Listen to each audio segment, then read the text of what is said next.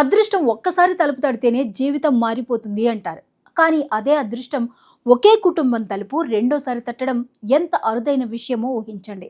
2 ఏళ్ల క్రితం 93 లక్షల విలువైన వజ్రాన్ని వెలికితీసి కోటీశ్వరులుగా మారిన ఓ గిరిజన రైతు కుటుంబం ఇప్పుడు మరోసారి లక్ష్మీదేవి కటాక్షంతో వార్తల్లో నిలిచింది. ఈసారి కూడా పన్నా గనుల్లో దొరికిన విలువైన వజ్రం వారి జీవితంలో మరో కొత్త అధ్యాయానికి నాంది పలికింది. అసలు ఒకే కుటుంబానికి 2 సార్లు ఇలాంటి అదృష్టం ఎలా వరించింది? పన్నా వజ్రాల గనుల్లో ప్రతిరోజు వేల మంది కష్టపడుతున్నా ఎందుకు కొందరికే అదృష్టం కలిసి వస్తుంది? 2 నెలల నిరంతర శ్రమ తర్వాత బయటపడిన ఈ అపురూపమైన వజ్రం విలువ ఎంత? వజ్రం దొరికిన తర్వాత ప్రభుత్వం ఏం చేస్తుంది? వేలం ఎలా జరుగుతుంది? ఆ కుటుంబం ఇప్పుడు తీసుకున్న నిర్ణయం ఏంటి? ఇప్పుడు పూర్తి వివరాలను తెలుసుకుందాం. మధ్యప్రదేశ్లోని పన్నా జిల్లా పేరు వినగానే ముందుగా గుర్తుకు వచ్చేది వజ్రాల గనులు. భారతదేశంలో సహజ వజ్రాలు లభించే ప్రాంతాల్లో పన్నా అత్యంత ముఖ్యమైనది. శతాబ్దాలుగా ఇక్కడి నేల నుంచి ఎన్నో విలువైన వజ్రాలు వెలుగులోకి వచ్చాయి. రాజుల కాలం నుంచి నేటి వరకు పన్నా గనులు వేలాది మంది జీవితాలను మార్చాయి. అదే సమయంలో లక్షలాది మంది ఆశలను కూడా మోస్తూనే ఉన్నాయి.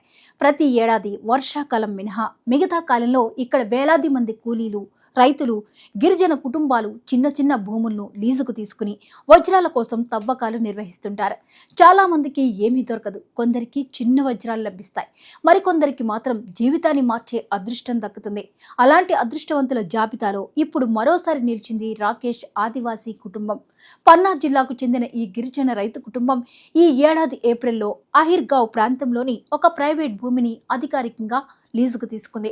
రాకేష్ ఆదివాసీ, అతని 3 సోదరులు, కుటుంబ సభ్యులు, బంధువులు కలిసి ప్రతిరోజు తెల్లవారుజాము నుంచి సాయంత్రం వరకు కష్టపడ్డారు. కొన్నిసార్లు రాత్రి వేళల్లో కూడా తవ్వకాలు కొనసాగించారు.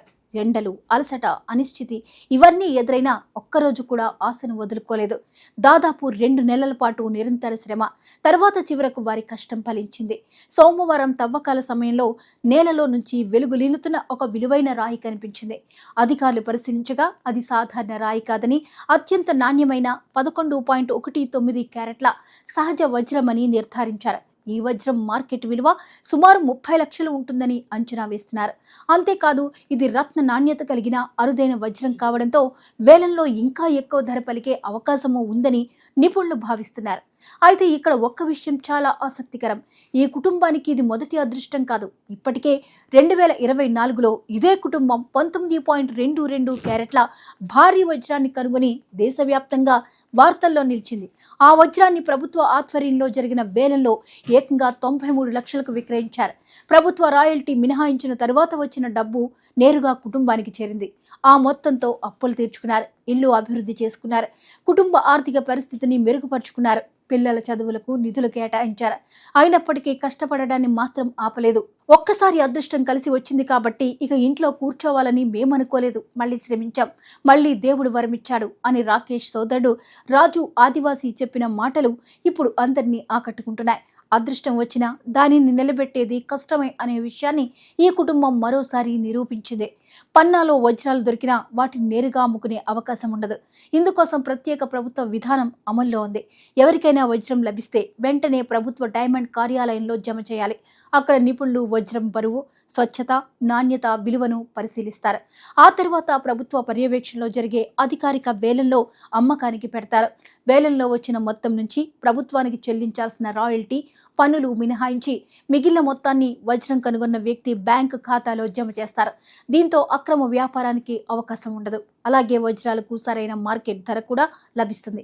ఈసారి దొరికిన 11.19 క్యారెట్ల వజ్రం గురించి పన్నా డైమండ్ ఇన్స్పెక్టర్ నూతన్ జైన్ కీలక వివరాలు వెల్లడించారు. వజ్రం నాణ్యత అత్యంత మెరుగ్గా ఉందని, రాబోయే ప్రభుత్వ వేలంలో దీనికి మంచి ధర వచ్చే అవకాశం ఉందని చెప్పారు. వేలం పూర్తయిన వెంటనే నిబంధనల ప్రకారం మొత్తం ప్రక్రియ పూర్తి చేసి మిగిలిన డబ్బును కుటుంబానికి అందజేస్తామని స్పష్టం చేశారు. ఈ విజయంతో ఉప్పొంగిపోతున్న రాకేష్ ఆదివాసీ మాత్రం మరో ఆసక్తికర నిర్ణయం తీసుకున్నారు. ఈ డబ్బును విలాసాలకు ఖర్చు చేయం, మళ్లీ గన్నులో పెట్టుబడి పెడతాం, ఇంకా ఎక్కువ భూములు లీజుకు తీసుకుని తవ్వకాలు కొనసాగిస్తాం.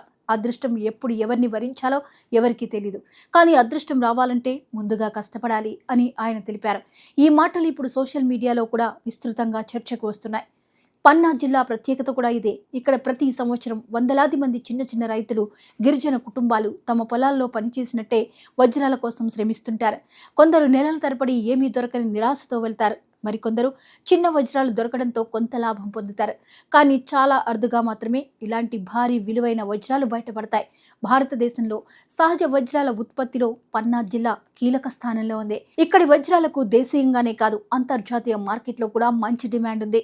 నాణ్యత పరంగా ఇవి ప్రత్యేక గుర్తింపు పొందాయి. అందుకే ఇక్కడ దొరికే ప్రతి విలువైన వజ్రం ప్రభుత్వ పర్యవేక్షణలోనే వేలానికి వెళ్తుంది. ఒకప్పుడు కూలి పనులతో జీవనం సాగించిన ఈ కుటుంబం ఇప్పుడు వరుసగా రెండోసారి వజ్రాలను కనుగొని దేశం దృష్టిని ఆకర్షించింది.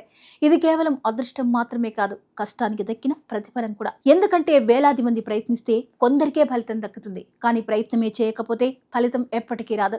పన్నా గనుల్లో మరోసారి మెరిసిన ఈ వజ్రం ఒక కుటుంబం జీవితాన్నే కాదు, వేలాది మంది కూలీల ఆశలను కూడా మరోసారి వెలిగించింది. అదృష్టం ఎప్పుడు వస్తుందో ఎవరూ చెప్పలేరు. కానీ కష్టపడే వారిని అదృష్టం ఏదో ఒక రోజు తప్పకుండా వెతుక్కుంటూ వస్తుందనే విషయాన్ని ఈ గిరిజన కుటుంబం మరోసారి నిరూపించింది.